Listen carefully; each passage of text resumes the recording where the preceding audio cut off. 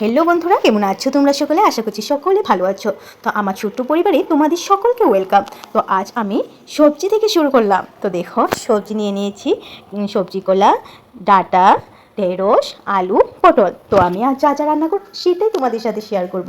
তো ভিডিওটা স্কিপ না করে দেখতে থাকো। ভালো লাগলে অবশ্যই পাশে থাকবে।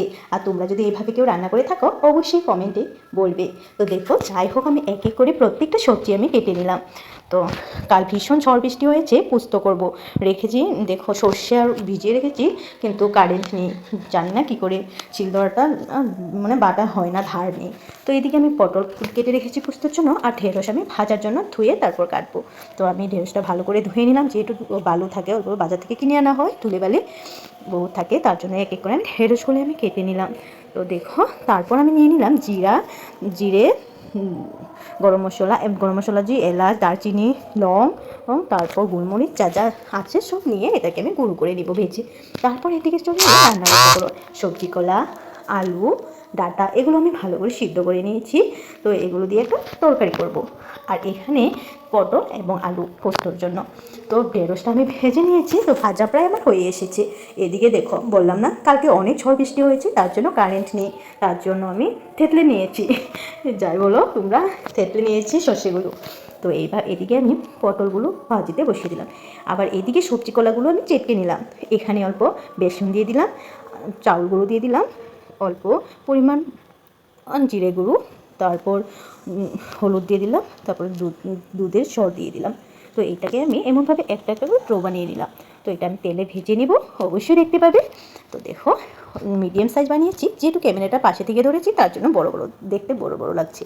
তো পটলগুলো আমি উল্টে পাল্টে ভেজে নেব, সাইডে আমি আলুগুলিও ভেজে নেব, যেহেতু অল্প জায়গাটা ফাঁকা ছিল তার জন্য জায়গাটা বুকিং করে দিলাম। তো এক এক করে আমি সব ভেজে নিলাম। দেখো, বড়াগুলি আমি ডোগুলি বানিয়ে রেখেছি, সেগুলি ভেজে দিয়েছি।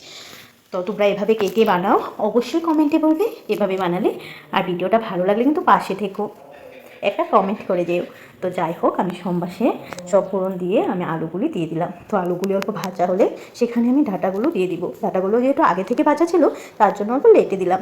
এবারে আমি টমেটোগুলো দিয়ে দিব, ছোটো টমেটো। তোমরা এই টমেটোটা কে কে খাও বলবে। আর সব জায়গায় আবারও থাকেও না, আমাদের এখানে তো প্রচুর। আমাদের এখানে মঙ্গলবার শনিবারে মহিলা বাজার হয়, সেখানে প্রচুর পাওয়া যায়, সব বস্তুই পাওয়া যায়। ঘরোয়া তুমি যাই খেতে চাও, পাতা লতা সব পাবে।